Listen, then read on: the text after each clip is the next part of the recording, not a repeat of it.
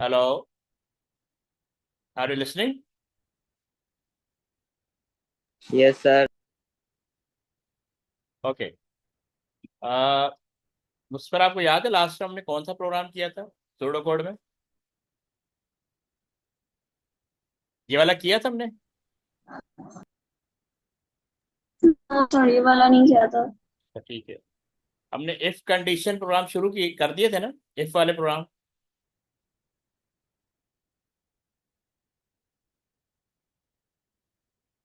मैं एक मिनट देखता हूँ। सर हमने इनपुट वाले किए थे कैलकुलेशंस।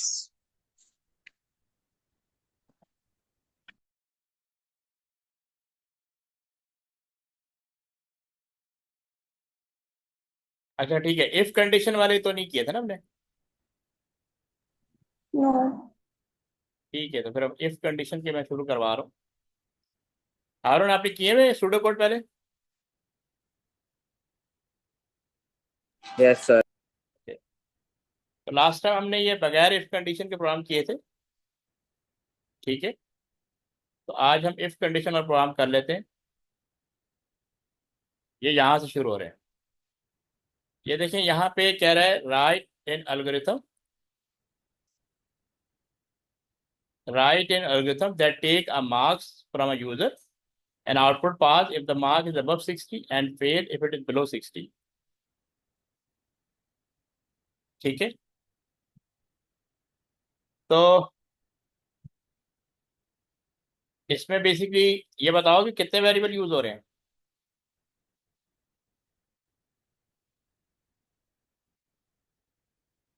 ये हारूं, कितने वेरिएबल यूज हो रहे हैं इस सूडो कोड के अंदर? Sir one. वन। किस नाम से? मार्क्स के नाम से। ठीक है। तो हम सर सबसे टू वेरिएबल। नहीं, एक एक ही है। आपने पहले वन बोला था ना। इसमें एक ही वेरिएबल होगा मार्क्स के नाम से। हम उसको डिक्लेयर करेंगे।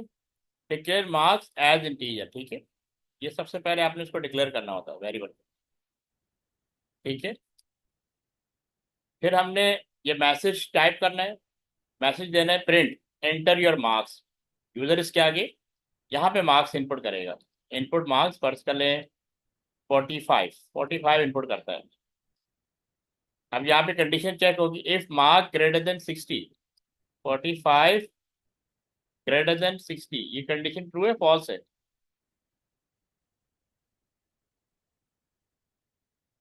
जी हारो, ये कंडीशन ट्रू है फॉल्स है?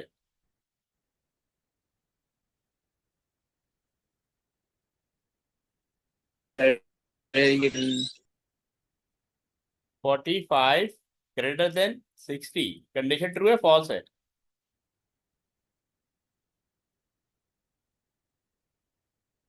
ये बताएं। सिर्फ मैसेज पे, चैट पे मैसेज करो, ट्रू और फॉल्स। तुम्हारी आवाज सही नहीं आ रही।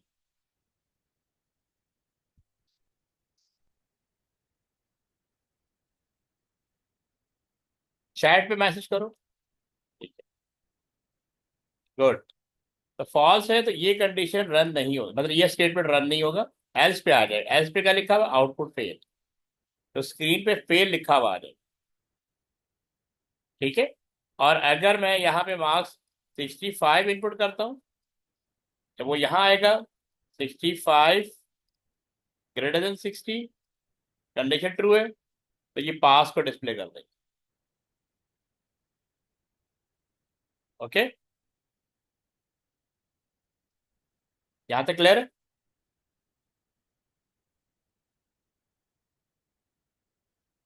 Yes sir. मूसा आपके साथ होता है? आपका क्लास फेलो है?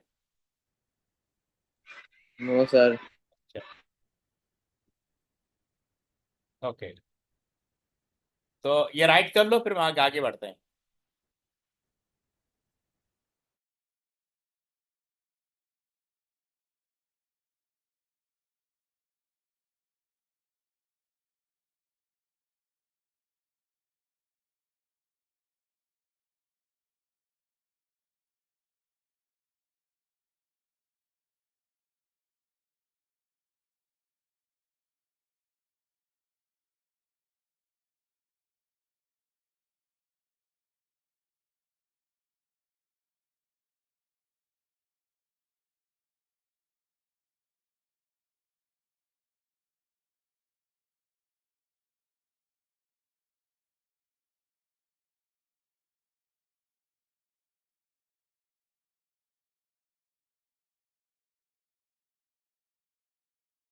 ओके, मुस्परा आपको भी गाइड कर देता हूँ।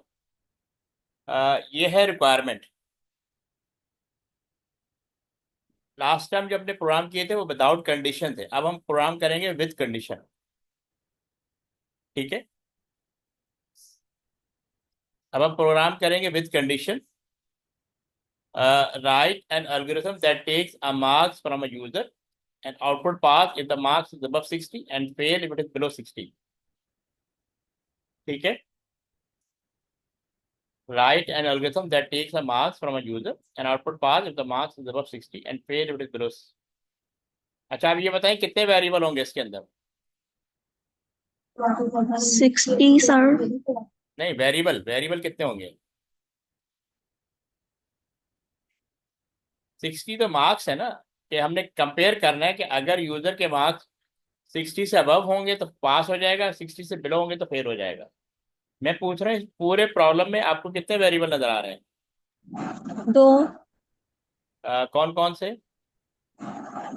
हम दोनों 60 हैं। नहीं, ये नहीं, ये तो वैल्यूज है ना, ये तो वैल्यूज है। ये है वेरिएबल मार्क्स, जो वैल्यू एक्सेप्ट करेगा। सही। वेरिएबल बेसिकली वो आइटम होता है जो वैल्यू को होल्ड करता है मेमोरी के अंदर। ठीक है, वेरिएबल बेसिकली होल्ड वैल्यू। ठीक है, hold value during program execution.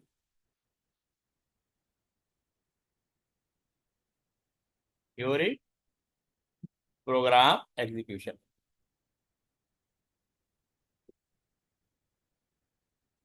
तो इसमें एक ही वेरिएबल है। ठीक है, सबसे पहला काम क्या करना है, हमने वेरिएबल को डिक्लेयर करना है। ये देखें, हमने डिक्लेयर किया मार्क्स के नाम से वेरिएबल और उसकी डेटा टाइप इंटीजर है। जब भी आप सूडो कोड बनाएंगे तो सबसे पहले आपने फाइंड आउट करना है कि उस प्रोग्राम के अंदर वेरिएबल कितने हैं। ये बात क्लियर है? सर नहीं समझ आया। देखें, सर आप एक काम कर सकते हैं, आप आज चैप्टर 4 पढ़ा दें, रिवीजन जो आप पुराने चैप्टर्स का एक करवा रहे थे। चैप्टर 3। नहीं नहीं, चैप्टर 3 तो खत्म हो गया था ना, हाँ हाँ। तो चैप्टर 4 होगा ना उसके बाद। अच्छा, वो करवाना है। जी। आपका टेस्ट वगैरह आ रहा है? यस सर, पेपर है कब है? कल, ये परसों है। परसों है? हम्म। अच्छा ठीक है, एक सेकेंड।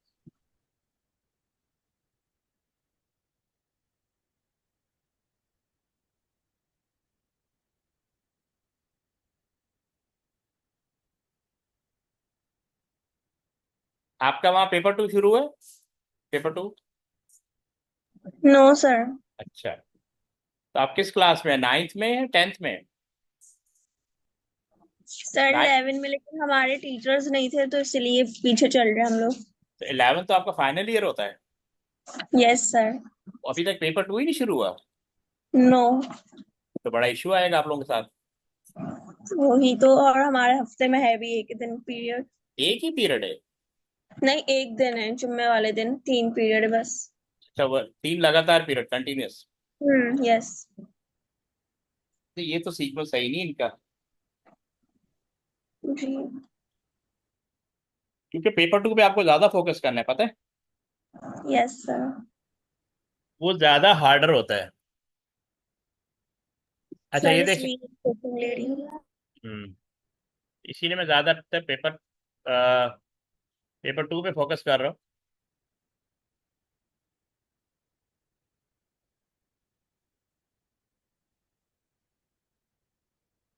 जी हारून, आपने पढ़ा हुआ चैप्टर 4? सर आइडिया है पर पढ़ा नहीं है सर। आज हम थोड़ा चैप्टर 4 को देख लेते हैं। Chapter 4 basically related to software है। ठीक है, पहले थोड़ा सा ब्रीफली बता दूं। सॉफ्टवेयर दो तरह के होते हैं, सिस्टम सॉफ्टवेयर और एप्लीकेशन सॉफ्टवेयर।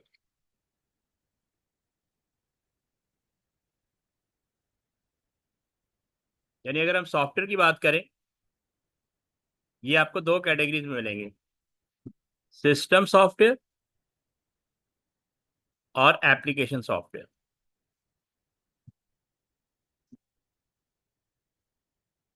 सिस्टम सॉफ्टवेयर वो होते हैं जो सिस्टम को रन करते हैं। इसमें आपको दो तीन कैटेगरीज मिलेंगी। सबसे पहले ऑपरेटिंग सिस्टम होता है, जो हम जिसके थ्रू हम अपने पूरे कंप्यूटर सिस्टम को ऑपरेट करते हैं। फिर है यूटिलिटी सॉफ्टवेयर, ठीक है। और फिर है डिवाइस ड्राइवर। ये जो यूटिलिटी सॉफ्टवेयर होता है, ये आगे डिटेल आएगी, अभी बस ब्रीफली बता रहा हूँ। यूटिलिटी सॉफ्टवेयर जो है ना, ये सिंगल टास्क की बेस पे बनाया जाता है, किसी सिंगल टास्क को परफॉर्म करने के लिए बनाया जाता है। ये आपके सिस्टम को मेक श्योर करता है रनिंग मोड में रखने के। जैसे एंटीवायरस, इसकी बेस्ट एग्जांपल है एंटीवायरस। ये बेसिकली यूटिलिटी सॉफ्टवेयर होता है। ओएस की तो एग्जांपल आपको पता ही है, विंडोज, ठीक है। मोबाइल के अंदर एंड्रॉयड, ठीक है। मोबाइल के अंदर एंड्रॉयड होता है, और लैपटॉप और हम कंप्यूटर में विंडोज ऑपरेटिंग सिस्टम यूज करते हैं। डिवाइस ड्राइवर आपकी जितनी भी इनपुट आउटपुट डिवाइसेस होती हैं, उनके सॉफ्टवेयर होते हैं, उसको हम कहते हैं डिवाइस ड्राइवर। ये हम आगे जाके फर्दर देखते हैं। सबसे पहले देखिए, इन्होंने ये दिया हुआ है types of software and interrupt. अब देखिए, सबसे टॉप पे एप्लीकेशन सॉफ्टवेयर है। Application software basically user related होते हैं। जो यूजर रिलेटेड टास्क होते हैं, वो एप्लीकेशन सॉफ्टवेयर होते हैं जिस पे यूजर कोई काम करता है। जैसे spreadsheet, Excel, game software user play करता है। इंटरनेट ब्राउजर, जिससे हम इंटरनेट चलाते हैं। Database access, word processor, CAD software, designing software. ये वो सॉफ्टवेयर है जिस पे यूजर वर्कआउट करता है अपनी रिक्वायरमेंट के अकॉर्डिंग। यहाँ तक पॉइंट क्लियर? जी स्टूडेंट, यहाँ तक point clear? Yes sir. Okay.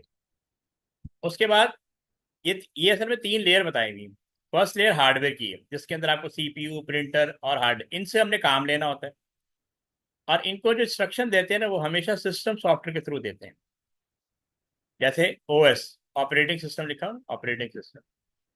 तो जितने भी सिस्टम सॉफ्टवेयर होते हैं सेकंड लेयर में आते हैं। यूटिलिटी सॉफ्टवेयर हो गया, और एप्लीकेशन सॉफ्टवेयर टॉप लेयर पे आते हैं, क्योंकि यूजर जो है वो एप्लीकेशन सॉफ्टवेयर पे काम कर रहा होता है, और सिस्टम सॉफ्टवेयर के थ्रू वो हार्डवेयर को एक्सेस करता है। ये इन्होंने यहाँ पे अरेंजमेंट बताई हुई है। ठीक है, यहाँ तक क्लियर है? आगे चलें। Yes sir. अच्छा, ये देखें, यहाँ पे डिवीजन दी हुई है। थोड़ा सा ऊपर कुछ लिखा हुआ है, all computer begin life as a group of connected hardware item. Without software the hardware the hardware item would be useless. This section consider the link between hardware and software। ठीक। अब आप देखें, ये कैटेगरी दी हुई software की, जो मैं आपको ऊपर बता रहा था, ऑलरेडी यहाँ पे दी हुई है। दो कैटेगरीज है, सिस्टम सॉफ्टवेयर, एप्लीकेशन सॉफ्टवेयर। तो ये है ऑपरेटिंग सिस्टम, और ये है यूटिलिटी प्रोग्राम, और ये है डिवाइस ड्राइवर। मैंने आपको बताया तीन कैटेगरी। और ये वेरियस एप्लीकेशन सॉफ्टवेयर जिन पे यूजर टास्क कोई ना कोई परफॉर्म करता है।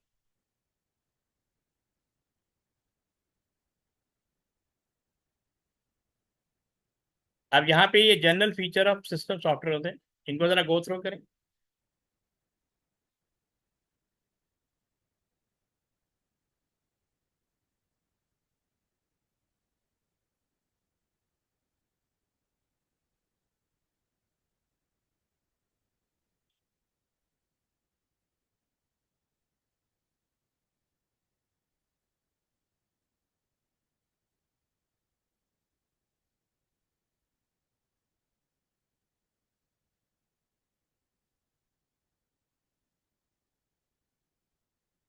अब इसमें सब जनरल फीचर दिए हुए हैं सिस्टम सॉफ्टवेयर के। Setup program to control and manage the operation of computer hardware, ठीक है। और provide a platform on which other software can run. तो जैसे ऑपरेटिंग सिस्टम सबसे पहले इंस्टॉल होता है, उसके बाद सारे सॉफ्टवेयर इंस्टॉल होते हैं। जब तक ऑपरेटिंग सिस्टम नहीं होगा, कोई और सॉफ्टवेयर रन नहीं होगा। इसलिए कहते हैं कि सिस्टम सॉफ्टवेयर आपको प्लेटफॉर्म प्रोवाइड करता है। ठीक है। फिर कह रहा है required to allow hardware and software to run without problem. अगर हमने हार्डवेयर से कोई टास्क परफॉर्म करवाना है तो हमारे पास सिस्टम सॉफ्टवेयर होना चाहिए, specially operating system. Provide a human computer interface. OS जो है ये आपको इंटरफेस प्रोवाइड करता है जिसके थ्रू हम कम्युनिकेट करते हैं with the hardware. Control the allocation and usage of hardware resource. जितने भी हार्डवेयर रिसोर्सेज हैं उसको कैसे यूज करना है, it is manage by operating system. यहाँ तक पॉइंट क्लियर है सिस्टम सॉफ्टवेयर के? Yes sir. Okay. General feature of an application software. अब यहाँ कह रहे हैं use to perform various application apps on a computer. Application software वो सॉफ्टवेयर होते हैं जो बेसिकली जिस पे यूजर कोई ना कोई टास्क जिसको यूज करते हुए यूजर अपना कोई टास्क कंप्लीट करता है। वर्ड प्रोसेसर, एक्सेल, डेटाबेस या internet. Allow a user to perform specific task using the computer sources. May be a single program for example Notepad, ये भी एप्लीकेशन सॉफ्टवेयर, और a suite of program for example Microsoft Office. User can execute software and when they require. ठीक है, तो application software वो software होते हैं जो यूजर रिक्वायरमेंट को फुलफिल करते हैं।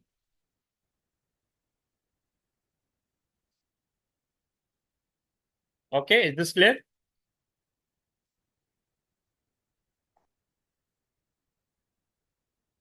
अब ये यहाँ पे example of typical application software दिया हुआ है, इसको आपने एट होम पढ़ लेना है कि बस इसमें डिटेल दी हुई है कि ये वर्ड प्रोसेसर की डिटेल है, स्प्रेडशीट की है, डेटाबेस की है। मतलब इसमें समझने के लिए कुछ नहीं है, जस्ट अंडरस्टैंडिंग है, नॉलेज होनी चाहिए इसकी, जस्ट फॉर नॉलेज है ये डिटेल।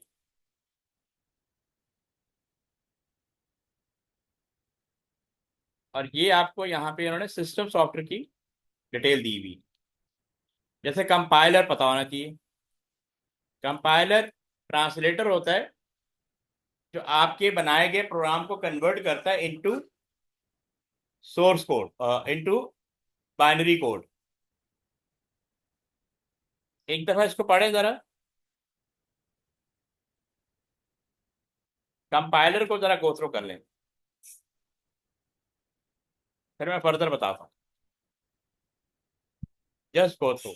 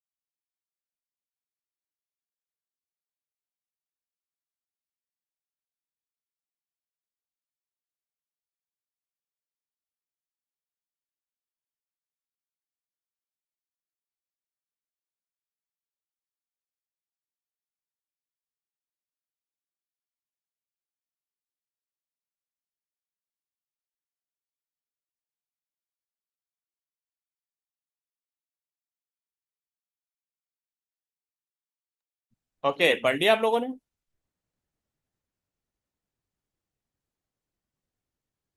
ये मुस्कुरा, आप बताएं, कंपाइलर समझ में आया आपको? Yes sir. ओके। और डिवाइस ड्राइवर, हारून आपको समझ में आया? Yes sir. कंपाइलर ट्रांसलेटर होता है, ठीक है, जो ट्रांसलेट करता है हाई लेवल लैंग्वेज को लो लेवल लैंग्वेज के अंदर। और जो डिवाइस ड्राइवर होता है, ये बेसिकली हर जितने भी हार्डवेयर अटैच होते हैं सीपीयू के साथ, इनपुट आउटपुट वाइज, उनका सॉफ्टवेयर होता है। लिंकर भी काइंड ऑफ सॉफ्टवेयर होता है, इसको एडिटर भी कहते हैं, in a computer program that takes one or more object file produced by a compiler and combine them into a single program which can be run on a computer। तो linker क्या करता है कि तीन चार प्रोग्राम इसके पास आते हैं, उन सबको आपस में लिंक करके एक सिंगल प्रोग्राम बनाता है और फिर उसको रन करवाता है कंप्यूटर प्रोग्राम के ऊपर। ठीक है। अच्छा, ओएस जो है ऑपरेटिंग सिस्टम, और यूटिलिटी मैंने आपको पहले ही बता दिया था। यूटिलिटी सॉफ्टवेयर जो है सिंगल टास्किंग सॉफ्टवेयर होते हैं, आपके कंप्यूटर को स्मूथ रखते हैं। ठीक है, इसकी सबसे बेस्ट एग्जांपल एंटीवायरस है, बैकअप है, डिस्क रिपेयर और एनालिसिस है, या सिक्योरिटी है। ओएस जो है मेन ऑपरेटिंग सिस्टम है, ये मेन सिस्टम सॉफ्टवेयर होता है जो पूरे कंप्यूटर को ऑपरेट करता है, और इस ओएस के थ्रू हम सारी कम्युनिकेशन करते हैं। फाइल ओपन करनी है, फाइल डिलीट करनी है, फाइल क्लोज करनी है, फाइल मूव करनी है, कट कॉपी पेस्ट, जो कुछ भी कर रहे हैं वो ओएस के थ्रू कर रहे हैं। ठीक है, यहाँ तक क्लियर है? क्विकली से ओएस पढ़ लें और यूटिलिटी पढ़ लें।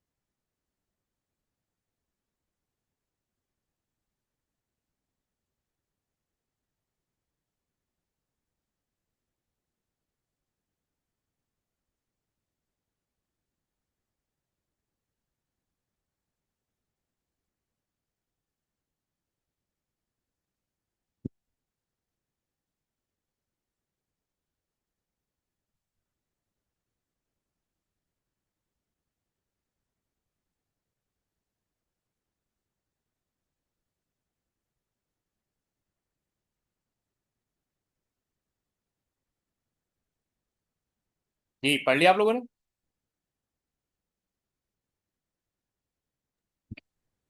Yes sir. हारून आपने पढ़ लिया? Yes sir. ओके। अब इन्होंने इंडिविजुअली इसको डिस्कस किया हुआ है कि यूटिलिटी सॉफ्टवेयर क्या होते हैं। ऑलरेडी मैंने आपको बता दिया था। Computer are computer user are provided with a number of utility program, often simply referred as utility, that are part of system software। तो यहाँ पे ये दिए हैं, utility program are often initiated by the user, but some, notably virus checker, often just run in the background without the need for any user input। एक दफ़ा हम antivirus run कर दें तो वो खुद ब खुद कंट्रोल करता रहता है वायरसेस को। ये सारे आपके दिए में वायरस चेकर है, डीफ्रेगमेंटेशन सॉफ्टवेयर है। ये बेसिकली हार्ड डिस्क को मैनेज करने के लिए होता है। डिस्क कंटेंट एनालिसिस है, ये भी हार्ड डिस्क को मैनेज करने के लिए है। File compression and file management, file के साइज को कम कम करना है, रिड्यूस करके रखना है ताकि हम उसको इजीली सेंड कर सकें, उसके लिए यूज़ होता है। ये आपके बैकअप सॉफ्टवेयर होता है, ठीक है। सिक्योरिटी मैनेज करने के लिए होता है। और स्क्रीन सेवर, जैसे पासवर्ड लगा दिया, आपने 1 मिनट के लिए इधर मूव करना है, ये उसके लिए है। तो सबसे पहले ये वायरस चेक कर दिया हुआ है, ठीक है। इसको क्विकली यहाँ से लेकर यहाँ तक पढ़ ले पहले।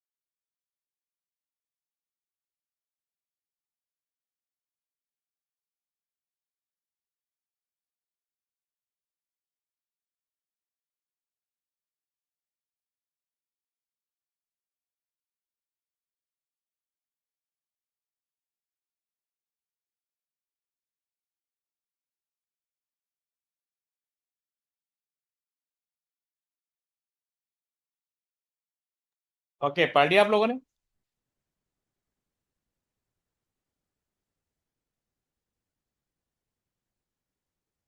ये पढ़ लिया आप लोगों ने?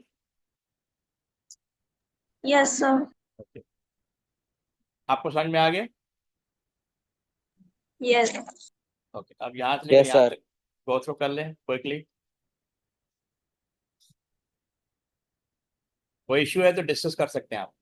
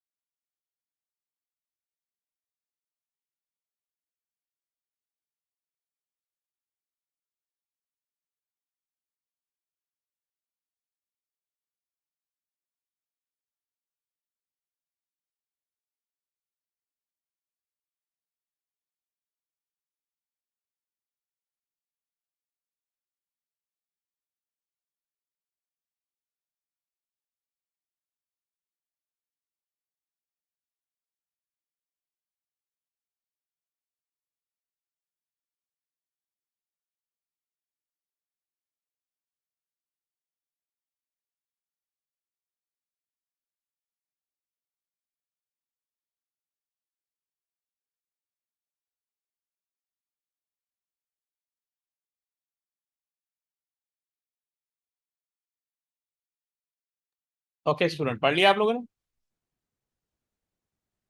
Yes sir. कोई इश्यू इसके अंदर? No sir. अच्छा, ये एक another software, defragmentation software ना। तो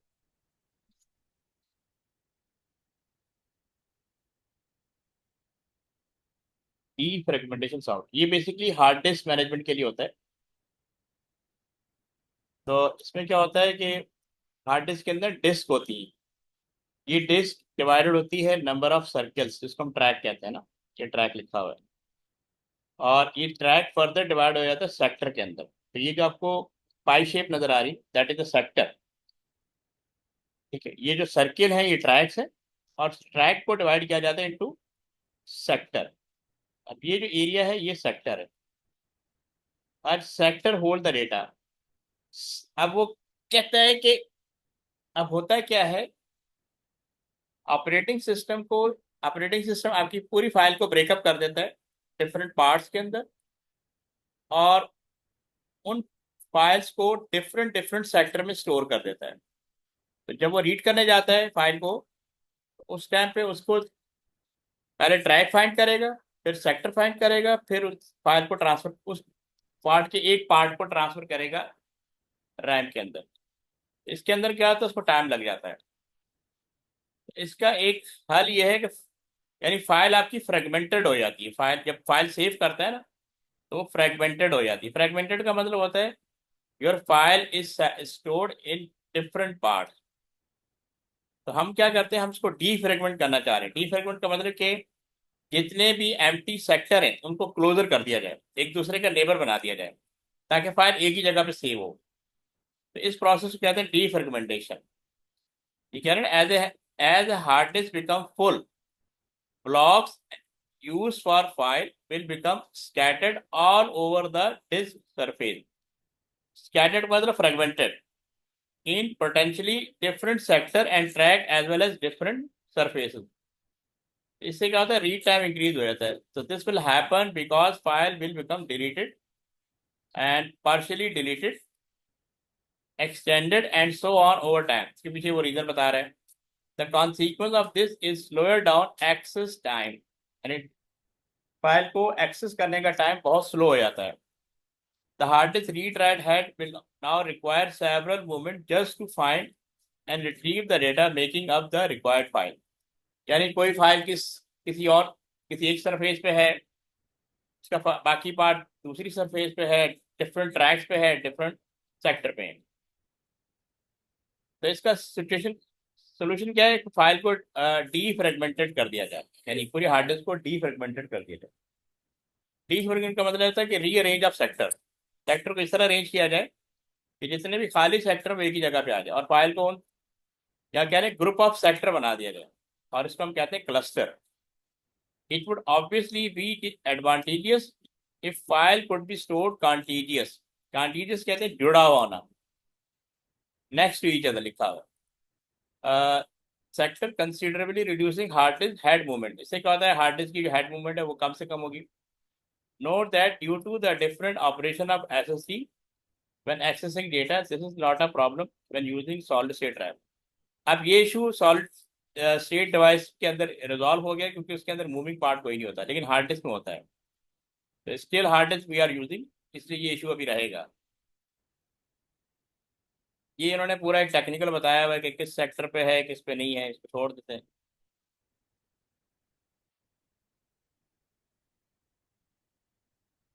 अच्छा, स्क्रीन सेवर ये भी एक सॉफ्टवेयर होता है, जो आपको टेम्परेरी प्रोटेक्शन देता है।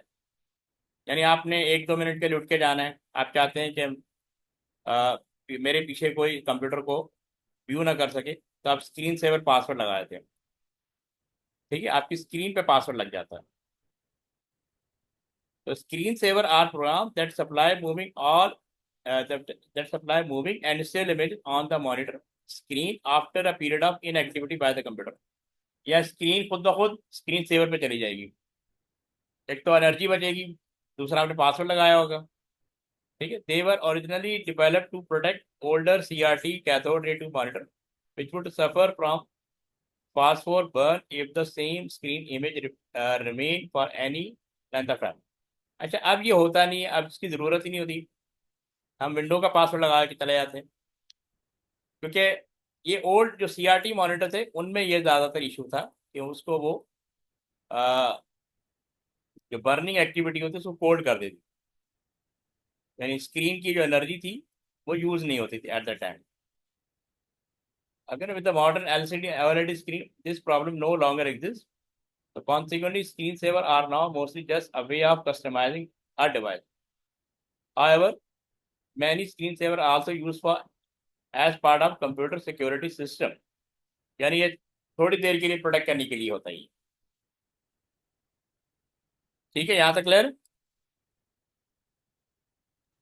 Yes sir. ओके, इसकी डिटेल को आपने पढ़ लेना है, बस का मेन आइडिया यही था। डिवाइस ड्राइवर आप डिवाइस ड्राइवर आपको ऑलरेडी मैंने बताया हुआ, जितने भी इनपुट आउटपुट डिवाइस ये कंप्यूटर से अटैच होते हैं they must be recognise by the software. आप लोग माउस लगाएंगे या कीबोर्ड लगाते हैं आउटसाइड द कंप्यूटर, स्कैनर है, कैमरा है, बारकोड रीडर है, कोई भी इनपुट आउट डिवाइस कंप्यूटर से अटैच करते हैं वो हार्डवेयर होता है, लेकिन उसको रिकग्नाइज करने के लिए उसका सॉफ्टवेयर होना जरूरी, उस सॉफ्टवेयर को हम कहते हैं device driver. That's it.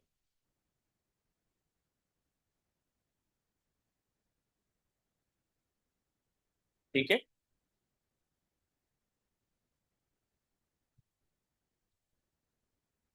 Quickly पढ़ लें यहाँ से यहाँ तक।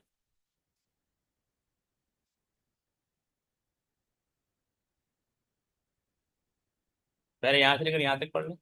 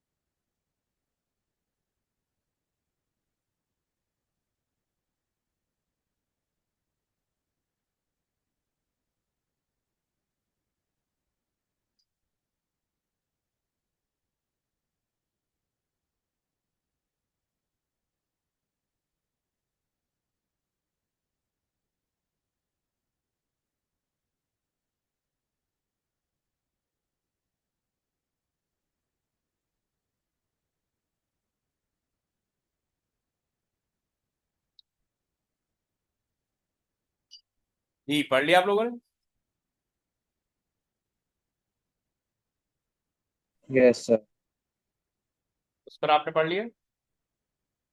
Yes sir. कोई अभी तक इशू? नो। अच्छा, अब है ऑपरेटिंग सिस्टम। ये मेन सॉफ्टवेयर है सिस्टम सॉफ्टवेयर का ना, इसी के थ्रू पूरा कंप्यूटर ऑपरेट होता है। हम जितनी भी इंस्ट्रक्शन देते हैं वो ऑपरेटिंग सिस्टम के थ्रू देते हैं। सबसे पहले सॉफ्टवेयर जो इंस्टॉल होगा वो ऑपरेटिंग सिस्टम होगा, उसके बाद बाकी सॉफ्टवेयर इंस्टॉल होंगे, जैसे यूटिलिटी सॉफ्टवेयर, डिवाइस ड्राइवर और एप्लीकेशन सॉफ्टवेयर, ये सब बाद में इंस्टॉल हो। तो जो प्लेटफॉर्म प्रोवाइड करते हैं ना वो ओएस प्रोवाइड करता है, और इसी के थ्रू हम पूरा कंप्यूटर ऑपरेट कर रहे होते हैं। और जिस तरह मोबाइल आप लोग ऑपरेट कर रहे हैं वो भी ऑपरेटिंग सिस्टम की वजह से ही कर रहे हैं। वहाँ पे इसका नाम एंड्रॉयड कर दिया है या आईओएस कर दिया, एप्पल वाले इसको आईओएस कहते हैं, और बाकी इसका एंड्रॉयड ओएस होता है। ठीक है, वो मोबाइल के लिए होता है। पर्पज क्या है मेन, वो है वो बेसिकली ओएस।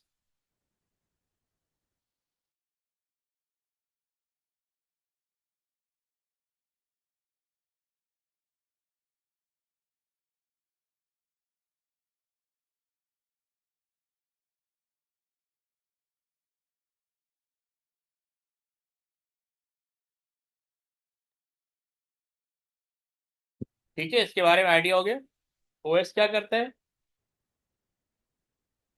Yes sir. इसको यहाँ से लेकर यहाँ तक पढ़ें।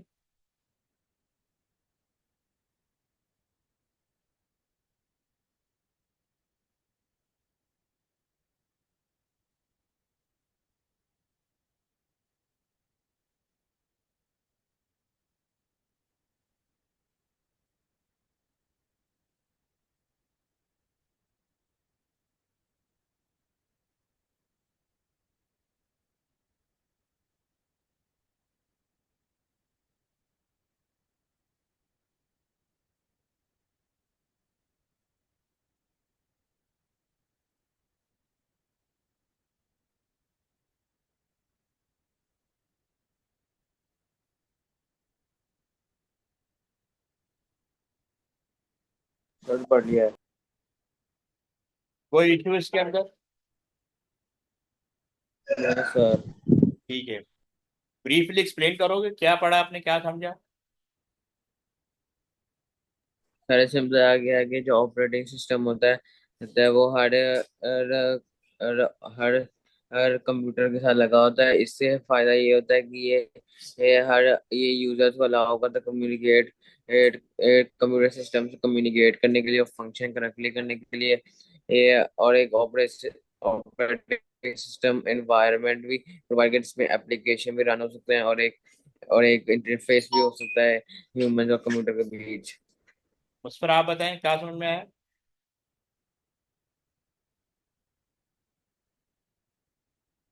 ओएस क्या होता है? सर ये एक सॉफ्टवेयर है जो हर कंप्यूटर में होता है। ठीक है, ये हम इंस्टॉल करते हैं, होता नहीं है, हम इंस्टॉल करते हैं। और ओ आगे अच्छा। बताएं, और आगे बताएं, और क्या करता है ये, क्या क्या सर फैसिलिटेट कर। इसकी वजह से एप्लीकेशंस रन होती हैं ठीक है। कंप्यूटर और ह्यूमंस के बीच में, मतलब जो भी काम वगैरह हो रहा होता है। ओके, ठीक है। अच्छा, ये सारे ना फंक्शन दिए हैं, ओएस के सारे फंक्शन दिए हैं कि ये आपको फैसिलिटेट करता है। एक तो मेमोरी मैनेजमेंट, यानी आपने हम जो भी फाइल ओपन करते हैं वो रैम में ओपन होती है, उसकी स्पेस ही आपको एलोकेट करवाता है। Hardware peripheral management including drivers, यानी इसका मतलब है कि जो भी वो क्या थे डिवाइस ड्राइवर, उनको रिकग्नाइज करवाता है। ठीक है। फिर मैनेजिंग फाइल, हमारे लिए हम तो स्टोर करते हैं फाइल किसके अंदर, C drive, D drive, E drive. लेकिन अभी आपको मैंने बताया था कि फाइल आपकी स्टोर होती है सेक्टर्स के अंदर या ट्रैक्स एंड सेक्टर के अंदर। के बारे में हमें नहीं पता, लेकिन ऑपरेटिंग सिस्टम को पता होता है। ठीक है, हमें तो ये पता है मैंने सी ड्राइव में सेव की है, डी ड्राइव में सेव की है, ई ड्राइव में सेव की है। तो ये मैनेजिंग फाइल वो है। मैनेजमेंट ऑफ यूजर अकाउंट, जितने भी यूजर अकाउंट बनते हैं वो ऑपरेटिंग सिस्टम के थ्रू बनते हैं, इसके थ्रू हम लॉगिन होते हैं, पासवर्ड लगाते हैं। Platform platform for running of application software. ठीक है, ये आपको प्लेटफॉर्म भी प्रोवाइड करता है, जितने भी एप्लीकेशन सॉफ्टवेयर इसी के ऊपर रन होते हैं। मल्टीटास्किंग का फीचर प्रोवाइड करता है, जैसे मैंने इंटरनेट पे ब्राउजिंग लगा दी, मैंने सॉन्ग लगा दिए और वर्ड पे काम कर रहा हूँ। ठीक है, एट अ टाइम 3 4 काम कर रहा हूँ। ह्यूमन कंप्यूटर इंटरफेस, कम्युनिकेट कैसे करूँगा, या जैसे CLI होता है कि कमांड टाइप करके कम्युनिकेट करूँगा, या फिर GUI होता है, ग्राफिक यूजर इंटरफेस, तो नॉर्मली हम GUI यूज़ करते हैं। सिक्योरिटी मैनेजमेंट आपको प्रोवाइड करता है आप। ठीक है। और internet interrupt handling routine, interrupt का मतलब होता है कि जब किसी सॉफ्टवेयर को या किसी हार्डवेयर को अटेंशन चाहिए CPU की, तो इंटरप्ट जनरेट करवाता है, क्योंकि कोई काम CPU के बगैर नहीं होगा। ठीक है, यहाँ तक क्लियर? Yes sir. तो काफ़ी है आज के लिए। Yes sir. जी मुस्कुरात, कोई परेशानी?